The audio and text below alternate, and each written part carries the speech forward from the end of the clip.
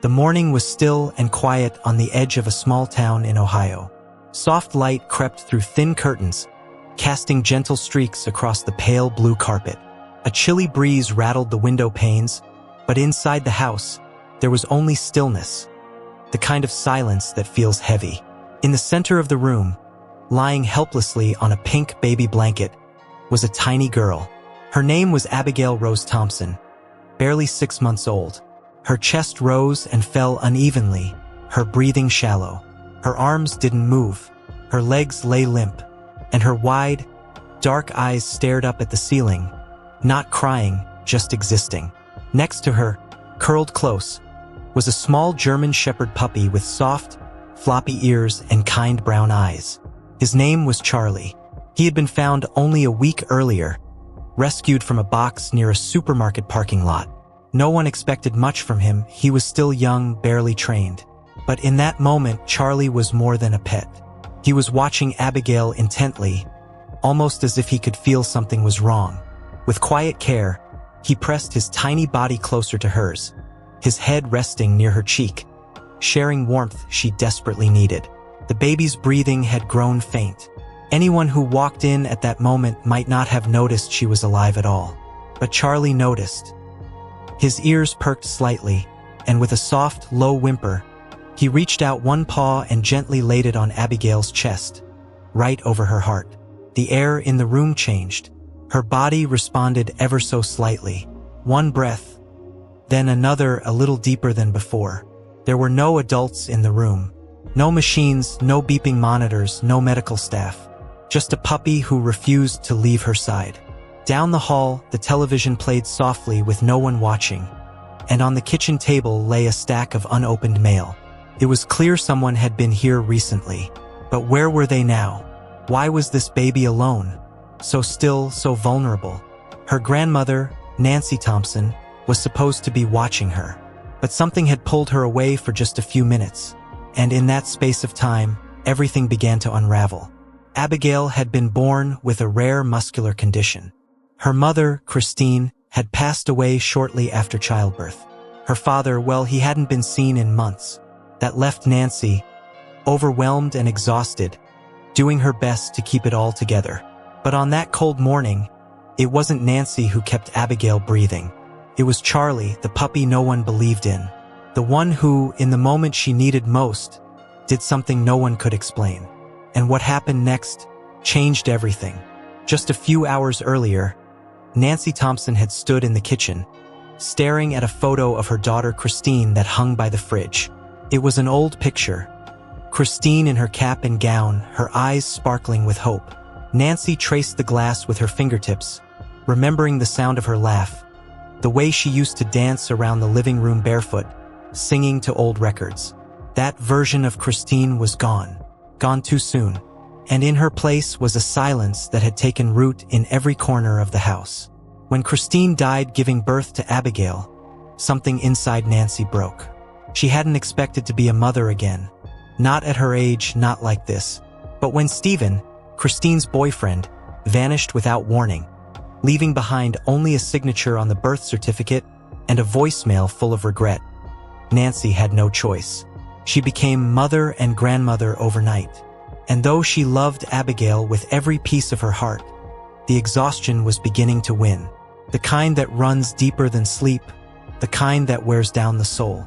That morning, she had stepped outside just for a minute, to get the mail, to breathe, to wipe the tears she refused to let fall in front of Abigail. She hadn't even noticed that the puppy, Charlie, had followed her back inside from the porch.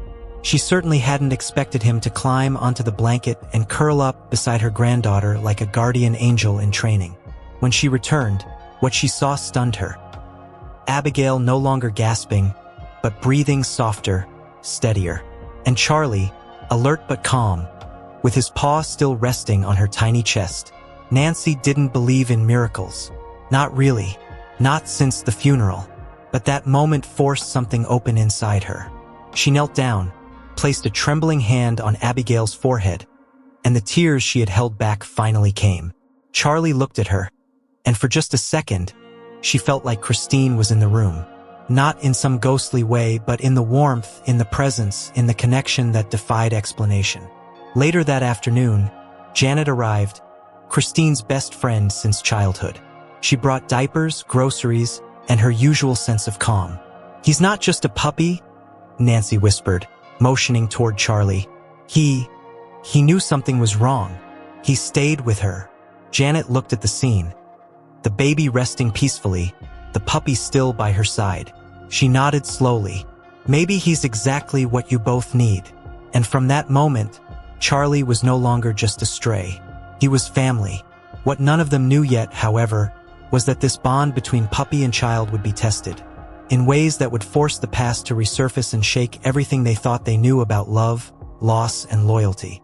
The days that followed brought a fragile calm to the Thompson house. For the first time in weeks, Abigail Rose was sleeping through the night. Not deeply, not perfectly, but with rhythm. Charlie rarely left her side, curling up beside her crib as if it were his job. Every whimper was met with a nuzzle. Every tense breath met with quiet presence.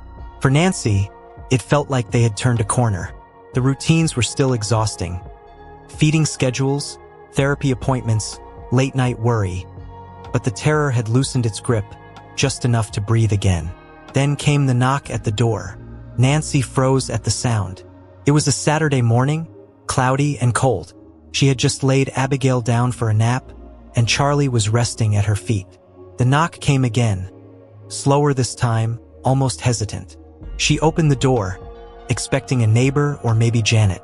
Instead, standing on the porch was a man she hadn't seen in nearly 6 months. Stephen Carter, Abigail's father. The man who had disappeared the night after Christine's funeral. The man who had abandoned them all when they needed him most. Stephen looked different, thinner, pale, eyes darker than she remembered.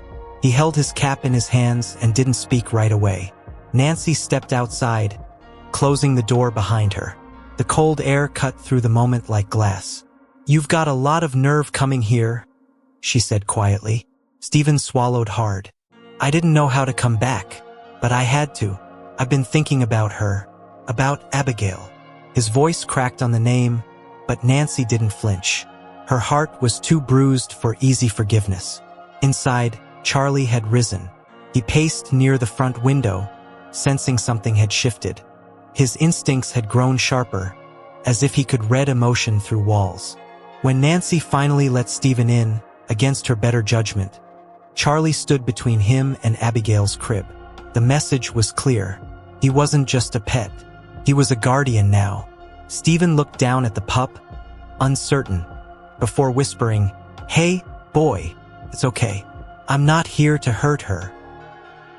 Nancy watched the interaction closely. "She doesn't know you," she said. "She only knows who stayed." The words were sharp but true. Stephen sat on the edge of the couch, eyes locked on his daughter's tiny body, wrapped in a knitted blanket. The weight of his absence filled the room like smoke. But what he didn't say, what he couldn't bring himself to admit yet, was that there was more to his disappearance than fear. There was a secret buried in his silence. And that secret was about to unravel everything. That evening, after Abigail had fallen asleep and the house had settled into its usual quiet hum, Stephen sat at the kitchen table, his hands wrapped around a mug of untouched coffee. Across from him, Nancy leaned back in her chair, arms folded, her expression tight. Charlie lay on the floor between them, his eyes half open, still alert. The tension in the room wasn't loud, but it was thick. Stephen had asked to talk, really talk, and Nancy, against her instincts, had agreed. There were too many questions buried beneath years of grief, and some of them, she realized, only Stephen could answer. He looked up slowly, his voice low and rough. "Christine wasn't okay before Abigail was born. She hid it well, but I saw it. There were nights she couldn't sleep, days she'd stare at nothing for hours. After the pregnancy started, it got worse." Nancy blinked, her stomach tightening. "Why didn't you say anything?" she asked, her voice sharp with hurt. Stephen hesitated. "Because I thought I could fix it. I thought if I just stayed calm, if I was strong enough, she'd come back.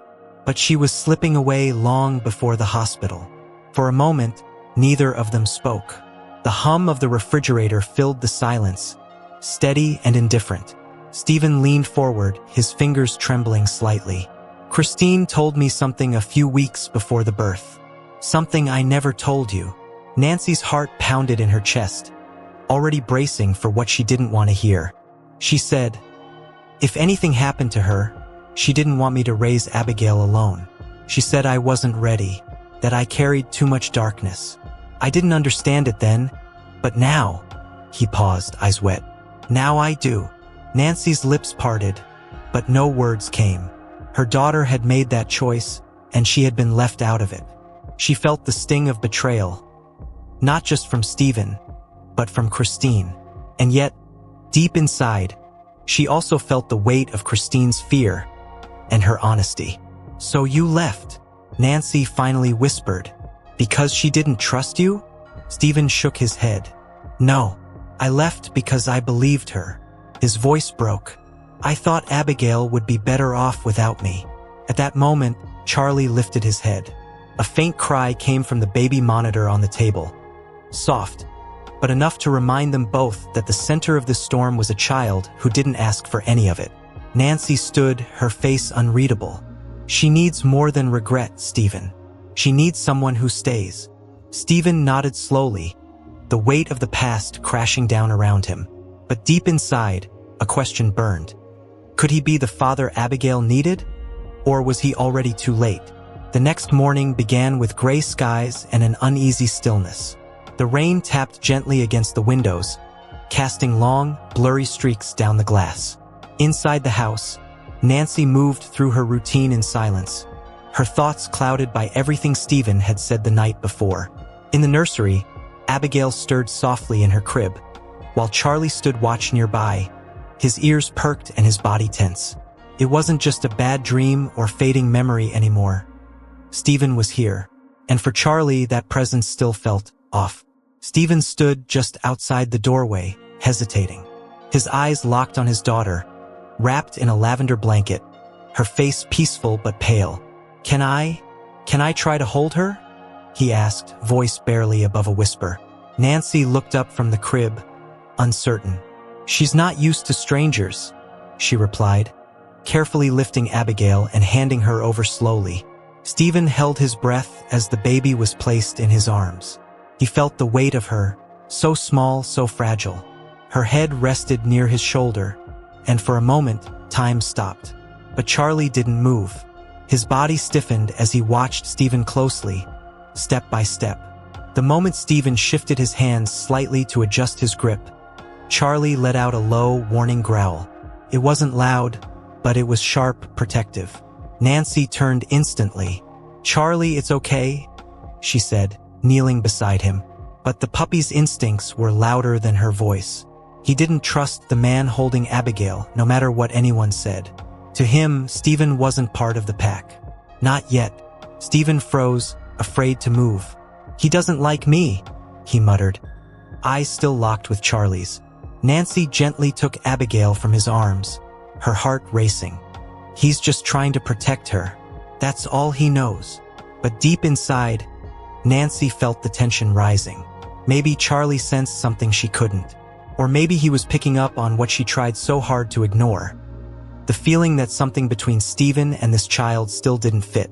As the storm outside picked up strength, the one inside the house quietly brewed beneath the surface. Stephen walked away from the nursery without saying another word. Charlie followed him with his eyes, unmoving. When Nancy tucked Abigail back into her crib, the baby looked peaceful again. But Nancy wasn't. Her trust had been broken once. Could she afford to believe Stephen had truly changed? That night, as wind howled outside and lightning split the sky, Charlie curled up next to Abigail's crib. He didn't sleep. He waited. It happened just after midnight. The storm had moved on, leaving the streets soaked and the house in an eerie stillness. Nancy was half asleep in the living room, a blanket wrapped around her shoulders, while Stephen sat silently at the kitchen table, unable to rest. Upstairs, everything seemed normal. Abigail had finally fallen into a deep sleep, her chest rising and falling softly. Charlie lay beside the crib, ears twitching at every faint sound, always alert, always watching. But then something shifted. Charlie stood up suddenly, nose in the air, body tense.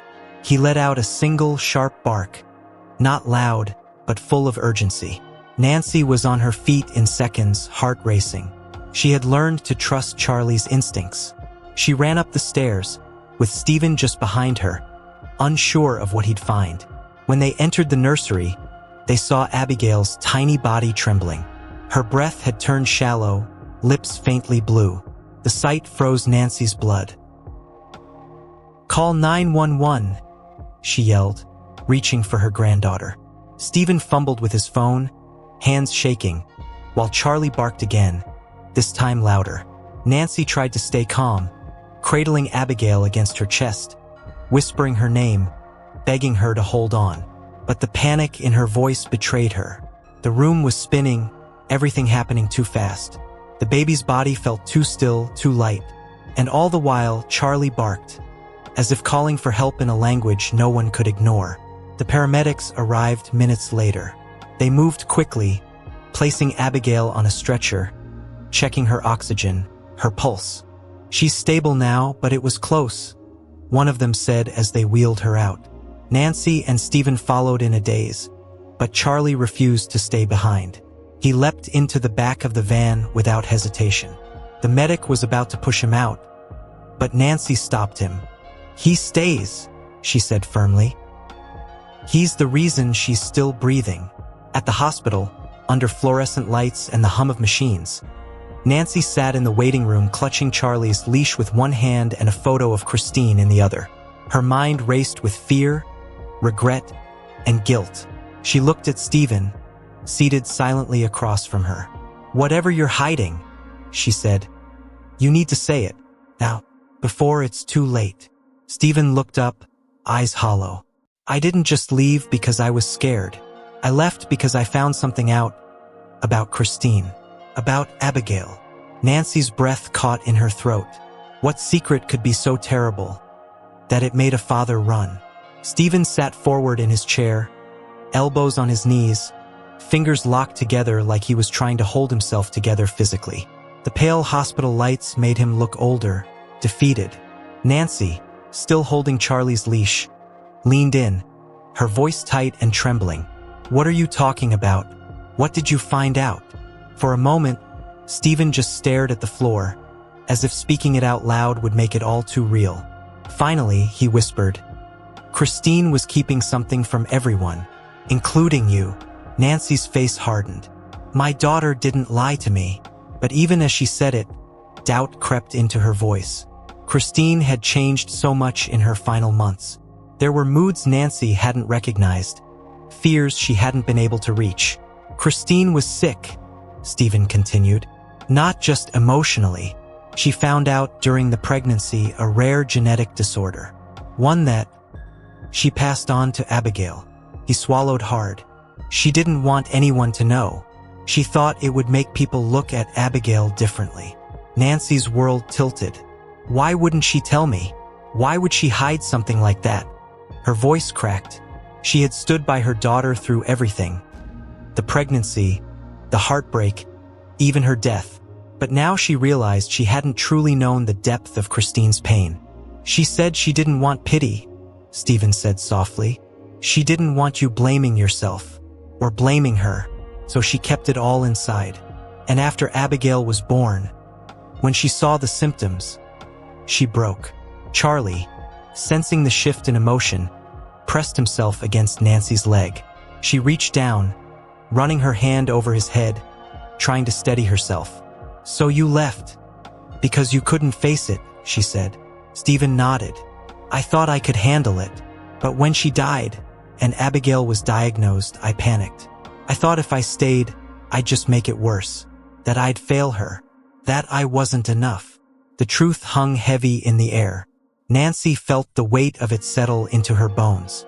She had been angry for so long, at Stephen, at the situation, even at God. But now anger gave way to grief. Grief for her daughter, who had suffered silently. Grief for her granddaughter, born into struggle. and grief for the years lost to fear and silence. "You still might not be enough," she said finally. "But if you're here now, then you fight with us, or you leave again. But don't stand in the middle." Stephen looked up at her, tears forming. "I want to stay." But deep inside, Nancy knew. Wanting wasn't enough anymore. He had to prove it. Not to her, but to the little girl sleeping behind the ICU door. The following day dawned cold and bright. Snow flurries danced in the morning air outside the hospital windows. But inside, the tension had settled into something quieter. Not peace, exactly, but resolve. Abigail remained in the pediatric ICU, stable but still under close watch. Machines monitored her every breath, her every heartbeat. Nancy had barely slept, keeping vigil beside the bed while Charlie lay curled beneath the chair. Every so often, the puppy would lift his head, watching Abigail with those deep, knowing eyes. Stephen hadn't left the hospital. He slept in a chair, refused to leave even for food, and stayed close enough to be present without getting in the way. Nancy noticed the change. He didn't talk much. He didn't try to defend himself anymore. He just showed up hour after hour. That morning, the doctor came in with news. Abigail would need a specialized in-home monitor system, equipment, a full-time care plan. It would take money and commitment, and it would need to start immediately after discharge. Stephen stood up. "I'll pay for it," he said without hesitation. Nancy blinked, stunned. "You don't have that kind of money," she replied.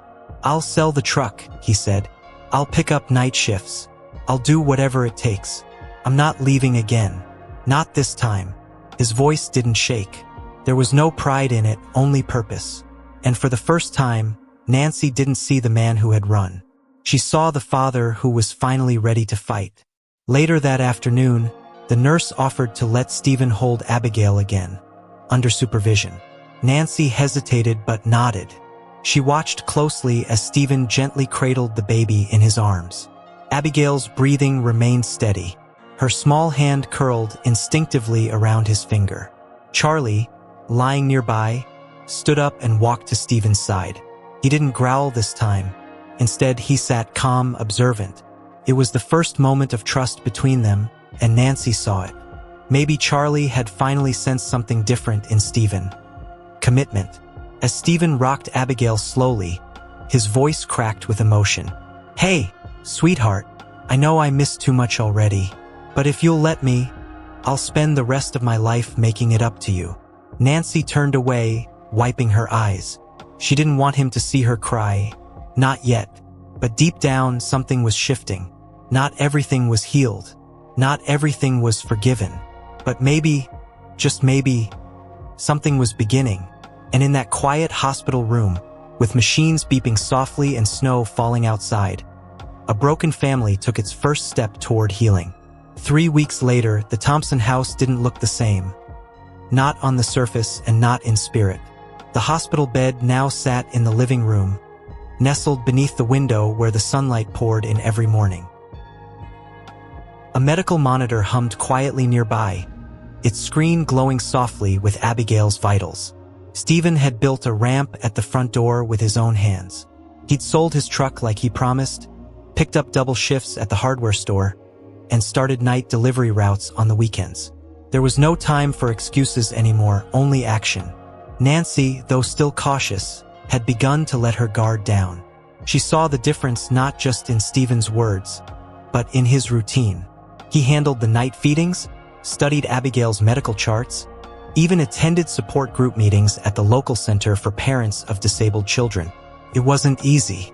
Some nights were harder than others, but it was real. And most importantly, it was consistent. That mattered more than anything. Charlie, now a little bigger and stronger, remained Abigail's faithful guardian.